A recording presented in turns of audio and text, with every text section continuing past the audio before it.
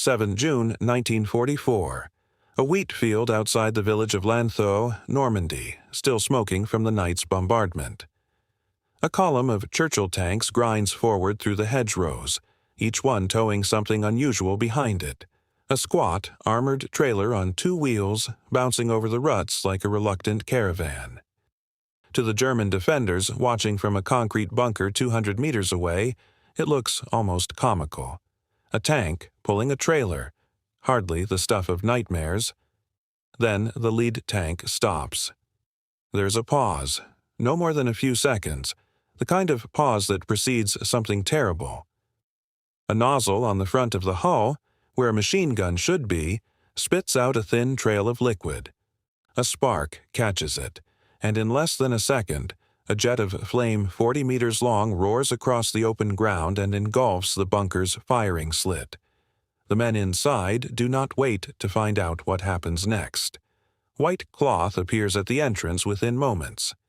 By the time the smoke clears, roughly 150 German soldiers are filing out with their hands raised, watched by a tank that has not fired its main gun once. This is the Churchill crocodile, and on this morning in Normandy, it does something no piece of British engineering had quite managed before. It wins a battle without really fighting one. The defenders simply give up rather than face it again. To understand why a tank towing what looked like a glorified Bowser became one of the most feared weapons in the British arsenal, and why German soldiers would later shoot its crews on sight rather than take them prisoner, you have to go back 2 years to a beach in France where the idea very nearly died before it began. By the summer of 1942, the British Army had a problem that no amount of bravery seemed able to solve. Reinforced concrete bunkers, pillboxes, and fortified houses had become the backbone of German defensive doctrine, and infantry simply could not get close enough to do anything about them. A man crawling forward with a rifle against a machine gun nest housed in a meter of concrete was, in blunt terms, a man crawling towards his own death. Standard tank guns could sometimes crack a bunker open with repeated direct hits, but that took time, ammunition, and a clear line of sight that defenders were only too happy to deny. The Dieppe raid in August 1942 made the scale of the problem brutally clear. British and Canadian forces went ashore supported by a handful of Churchill tanks fitted with experimental flamethrowers, nicknamed Churchill Okies after the officer who developed them. Every single one was lost on the beach, mostly to mechanical failure and poor terrain rather than enemy fire, and the raid as a whole ended in disaster, with roughly 60% of the men who landed killed, wounded, or captured. It was not a comprehensive trial of flame warfare. It barely got the equipment ashore at all. But it confirmed something the planners already suspected. A man-carried flamethrower, with a range of perhaps 35 meters and a few seconds of fuel, was simply too short-lived and too dangerous to the operator to be a reliable answer to a fortified position. The numbers told their own story. Existing infantry flamethrowers carried barely 10 seconds of fire. To use one, a soldier had to walk to within spitting distance of a position that was, by definition, designed to kill anything that approached.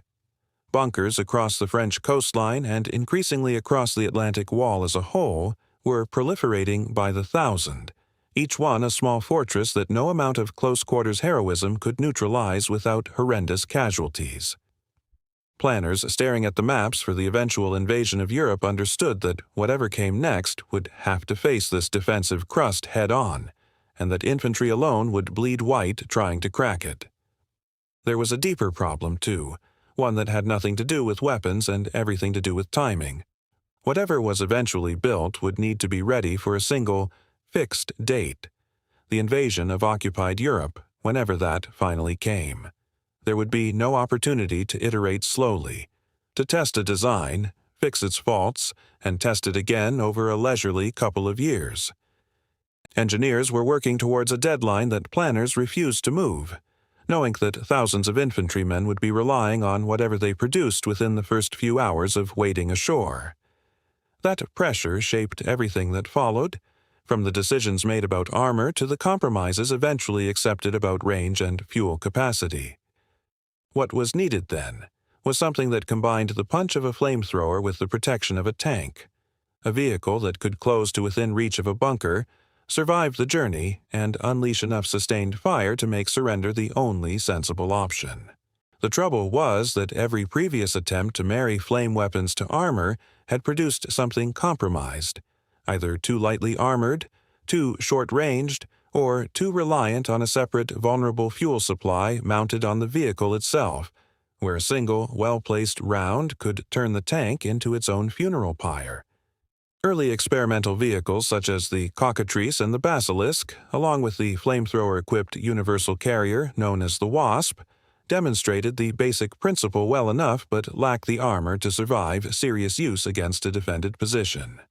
Parallel work was also carried out fitting flame equipment to Valentine tanks, but the Department of Tank Design ultimately preferred the much better protected Churchill as the basis for anything intended to operate at close range against fortifications.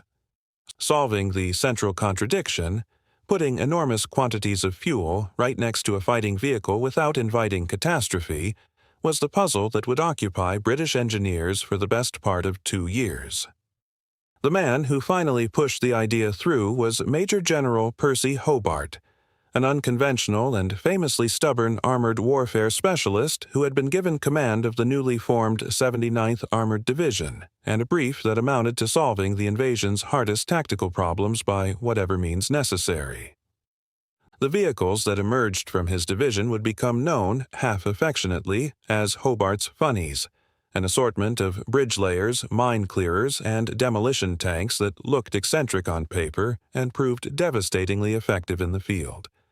After watching a demonstration of an improved flame trailer design in 1943, developed through the work of the Petroleum Warfare Department, Hobart put his considerable weight behind turning it into a service weapon, and the Chief of the General Staff folded the flame tank into the 79th Division's plans for good. The path to that decision had not been smooth. As early as the summer of 1942, the General Staff had specified a flamethrower built around the Petroleum Warfare Department's design, calling for at least a minute of sustained flame, an effective range of around 80 yards, and the fuel held safely away in a jettisonable trailer. 12 pilot models were duly ordered that July. Then, within weeks, War Office policy reversed course entirely. Tanks, the thinking went, were too valuable and too vulnerable to risk at the close ranges a flame weapon demanded. Flamethrowers, the new policy insisted, belonged on infantry backpacks or on light carriers, not on tanks at all. It took Hobart's persistence, and a demonstration striking enough to overturn institutional caution, to drag the project back from the brink of cancellation and onto the production lines that would eventually feed the 79th Armored Division. The vehicle they settled on was the Churchill Mark VII, already one of the best armored infantry tanks in British service, with up to 152 millimeters of frontal protection on later marks. The genius of the design that REME workshops eventually produced as a conversion kit was where the fuel went. Rather than risk an internal tank that could turn one penetrating hit into an inferno for the crew, designers placed the fuel in a 6.5-ton armored trailer towed behind the vehicle, connected by a flexible armored pipe running underneath the hull. If the trailer was hit, it could be jettisoned from inside the tank in seconds, and the Churchill would simply drive on as an ordinary gun tank, its turret-mounted 75mm cannon untouched throughout. The trailer's own armor was thick enough to shrug off small arms fire, though heavier weapons could still penetrate it, which meant that in practice, crews learned to maneuver their own hull between the trailer and the enemy whenever possible, using several tons of Churchill as a shield for the fuel they were towing. That trailer carried around 1,800 liters of thickened fuel, a recipe the British called Fuel K, later redesignated FTF, along with cylinders of compressed nitrogen to drive it out under pressure. Picture roughly the contents of a small domestic swimming pool, pressurized and aimed through a nozzle the size of a drainpipe. The projector, which replaced the hull machine gun, could throw a sustained jet at a rate of around 18 liters a second, enough fuel for roughly 81-second bursts, and could reach targets up to 110 meters away, with some trials suggesting performance closer to 140 meters in favorable wind conditions. To put that in everyday terms, the crocodile could set fire to something the length of a football pitch away, repeatedly, for as long as the fuel lasted. Preparing to fire was not instant. Refueling the trailer took at least 90 minutes, and pressurizing the system for action took a further 15, work that crews preferred to do as close to the moment of use as possible, since the pressure could not be held indefinitely. Ignition itself was almost theatrical in its simplicity. A fine spray of ordinary petrol, drawn from the tank's own fuel supply, was lit by an electric spark plug at the nozzle, and that small flame in turn ignited the much larger jet of thickened fuel as it left the projector. A crew could fire short, controlled bursts or spray an unlit stream onto a target first and ignite it afterwards for maximum coverage, a refinement that allowed flame to be walked across trenches and the insides of buildings rather than simply blasted at a single point. Production began at workshops converting Churchill hulls from October 1943, with 800 conversion kits eventually built. 250 of these were deliberately held back in reserve, earmarked for potential use against Japan, a reminder that planners were already thinking beyond the immediate campaign in Europe. The remainder were enough to equip 3 regiments of tanks, plus spares for training and battlefield replacements. Exact day-to-day production figures for individual months remain difficult to pin down with certainty, since wartime manufacturing records for specialized conversion programs were not always kept with an eye to future historians, but the broad shape of the program, roughly enough kits for a few dedicated regiments rather than mass deployment across the entire army, is well established. If you are finding this interesting, a quick subscribe helps more than you know. The crocodile's combat debut came on D-Day itself, when troops of the 141st Regiment, Royal Armoured Corps, known as the Buffs, landed at Gold Beach in support of the 7th Battalion, Green Howards. Their first actual use of the flame projector, however, came the following day, on June 7th, when the same unit turned their weapon on German positions and prompted that mass surrender of roughly 150 men described at the start of this film. It was an extraordinary result for a weapon that had not yet fired a shot in anger, and it set a pattern that would repeat itself across the Normandy campaign through the summer of 1944, in actions around Fontenay-le-Penel, Tilly-sur-Seulles, and the long, grinding fight for Caen. The psychological effect went further than individual bunkers. At Brest, in the late summer of 1944, a troop of crocodiles loaned to American forces besieging the heavily fortified port reportedly helped persuade the German garrison to surrender after little more than a brief demonstration of what the weapon could do, a striking example of reputation alone doing some of the fighting. Precise figures for how many positions fell to direct flame attack versus how many surrendered simply at the sight of the tank are not easy to disentangle from the surviving records, and historians are honest about that gap, but the pattern of swift capitulation recurs often enough across separate accounts to suggest it was a genuine and repeated phenomenon, not an isolated piece of propaganda. That reputation cut both ways. German troops came to fear the crocodile to such a degree that there are documented, if not exhaustively catalogued, instances of captured crocodile crews being summarily shot rather than taken prisoner, treated with the same brutal exception some units reserved for snipers. One British account describes a crew finding their comrades lined up against a farmhouse wall and executed after a position was overrun, prompting real and uncomfortable debate within the unit about whether the Germans now intended to treat every crocodile crew the same way. The British military itself regarded aspects of the trailer's mechanism as sufficiently secret that a disabled, unrecoverable crocodile might be destroyed by its own side, including by airstrike, rather than risk it falling into enemy hands intact. It is worth pausing on the comparison with what Germany itself had tried.